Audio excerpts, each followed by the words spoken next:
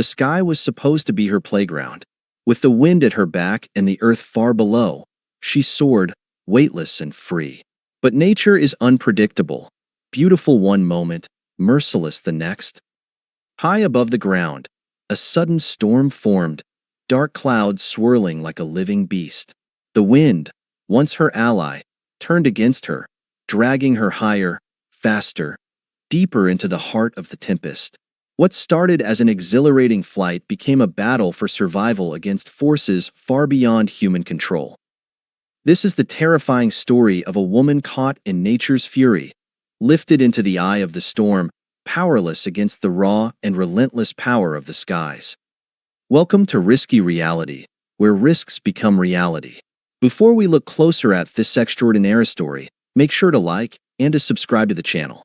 The goal for February is to reach 100 subscribers. So I would really appreciate it if you would become part of the Risky Reality family. For now, let's continue this video. Paragliding is often described as the closest thing to human flight. Unlike skydiving, which is a controlled descent, paragliding allows pilots to ride air currents and thermals, soaring like birds for hours at a time. It's an exhilarating sport, offering breathtaking views and a sense of ultimate freedom. But it also comes with its risks. The same forces that make paragliding possible, wind, air pressure, and thermal currents, can turn against a pilot in an instant. Ewa Wiśnierska was an experienced paraglider, training for the World Paragliding Championships in Manilla, New South Wales, Australia, in February 2007. She had flown countless times, navigating through various terrains and weather conditions. But nothing could prepare her for the day she would come face-to-face with the raw, unforgiving power of nature. That afternoon, the winds were coming from the south, and race organizers had warned of possible thunderstorms forming later in the day. Still, Wiśnierska and 200 other competitors took off, eager to explore the local terrain. She and her team allowed Manilla, the other pilots, to go ahead, carefully assessing the skies before launching. From the air, she could see clouds beginning to build far in the distance, growing larger and darker as time passed. At first, she flew with the tailwind, confident that she was moving away from the developing storm. But soon, she encountered an unexpected force, a sudden and powerful upward lift. It wasn't unusual for pilots to find themselves caught in rising air, but this was different. She pulled down on the lines of her paraglider, attempting to descend, but the force was too strong. She tried executing a spiral maneuver, a technique meant to drop altitude quickly, but nothing worked. Panic crept in as she realized she was being sucked upwards into the very heart of the storm. Normally, paragliders ascend at a rate of about 4 yards per second, but now she was rising at an astonishing speed, 24 yards per second. She radioed her team leader on the ground below, her voice strained with urgency. "I'm at 5,000 meters, she reported. "It's raining, and it just started to hail. I can't do anything, and I'm still climbing." The sky darkened around her. Hailstones pelted her fragile canopy, the fabric of her paraglider straining against the brutal force of the wind. Thunder rumbled, and flashes of lightning illuminated the pitch-black cumulonimbus cloud that had swallowed her whole. Trapped in a vortex of chaos, she fought to keep her paraglider open, knowing that if it collapsed completely, she would have no control left. The storm was unlike anything she had ever experienced. The violent air currents tossed her in every direction, and the extreme altitude made it nearly impossible to breathe. She thought of her family, of her parents back home. "I have to survive," she told herself. "Dying is not an option." Then, the cold set in. At such high altitudes, temperatures plummet far below freezing. Dressed in only a light jacket and a t-shirt, her body was rapidly losing heat. Her hands trembled uncontrollably as she fought against the elements. She was exhausted. The last thing she remembered was the sensation of her body shutting down, surrendering to the inevitable. Then, darkness. Ewa Wiśnierska had passed out, drifting lifelessly through the storm, now at the mercy of forces far greater than herself. For nearly 45 minutes, Ewa Wiśnierska drifted unconscious through the upper reaches of the storm, her body frozen, her fate uncertain. At over 32,986 feet, an altitude higher than commercial airliners cruise, her body was exposed to extreme conditions. The temperature had plunged to nearly minus 55 degrees Celsius, and the lack of oxygen at that height was enough to render even the strongest person unconscious. While she floated lifelessly, nature continued its relentless assault. Her body was coated in layers of ice, her hands locked into frozen claws. Hail and snow battered her, and her paraglider, though still miraculously open, was barely responsive to the storm's merciless winds. Lightning continued to crackle through the sky around her, illuminating the chaotic scene with sudden bursts of white-hot energy. She was alone, adrift in an environment where no human should survive. But then, something remarkable happened. Her paraglider, now weighed down with ice, began to sink. As she descended, the air around her became marginally denser, providing her brain with just enough oxygen to stir her from unconsciousness. Slowly, painfully, she came to, her body shivering violently from the cold. It took her several long seconds to realize she was still in the air, still alive, but she was far from safe. She struggled to move her fingers, which were almost completely numb, trying to scrape the ice from her visor and GPS. When she finally managed to check her altitude, she saw that she had ascended to around 22,966 feet, still dangerously high, but no longer in the storm's highest and most deadly regions. Her mind fought to stay clear despite the exhaustion and cold. Her body was drained, but the primal will to survive took over. She knew that if she didn't act now, she might never get another chance. Looking around, she realized she was still trapped in the storm cloud, but something had changed. The winds were less violent now, and she was no longer being thrown around like a ragdoll.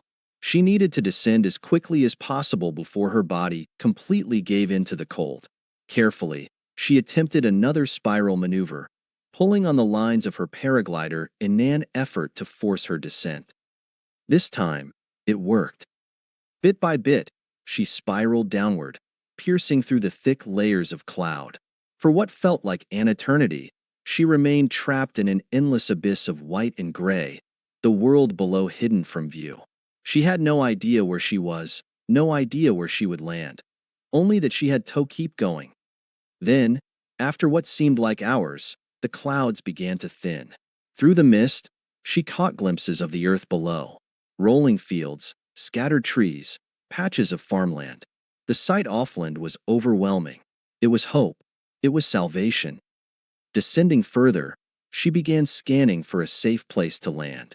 She had almost no control over her canopy, which was still soaked and heavy with ice, but she did her best to guide it toward Onopin clearing. As she neared the ground, she spotted a herd of cows grazing in a field, a sign that she was near human habitation. Relief flooded through her, but she knew she couldn't relax yet. One wrong move, one bad landing, and she could still suffer fatal injuries.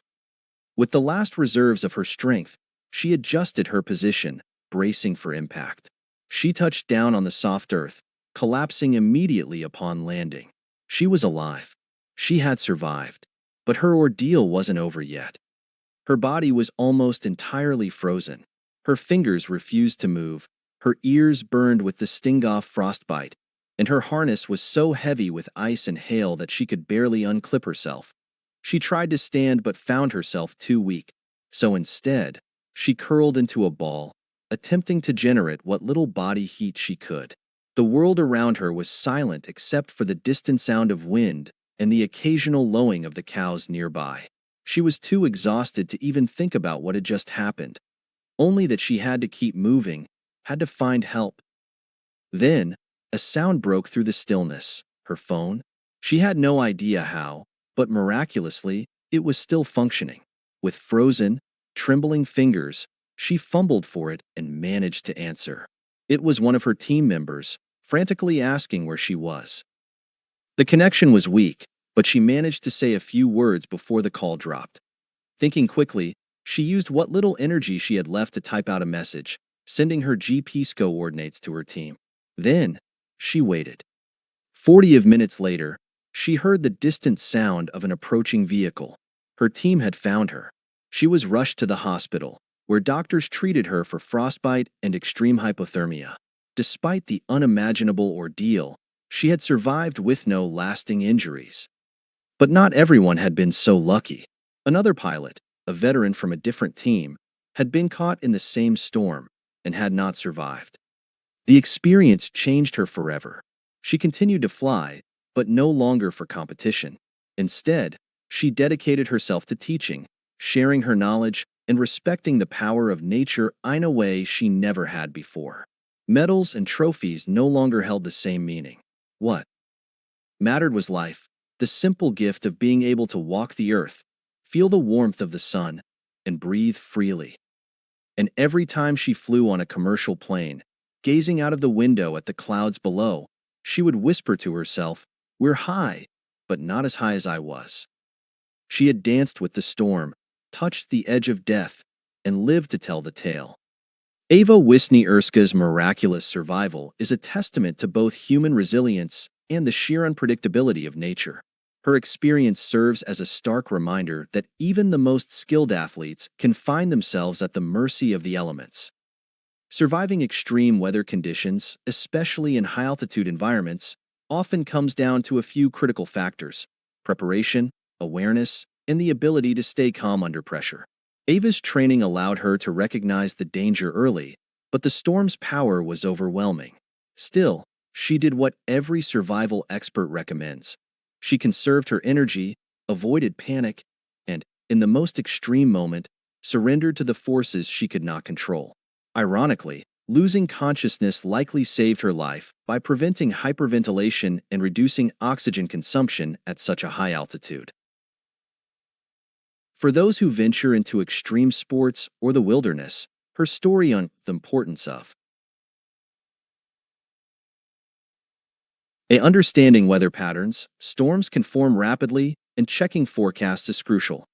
Having the right gear, Ava was lucky, but better insulation could have made a difference in extreme cold. And knowing when to turn back, sometimes, the best decision is to avoid the risk altogether. Ava walked away from the experience with a new perspective on life. She no longer chases competition medals, but instead shares her knowledge to help others fly safely.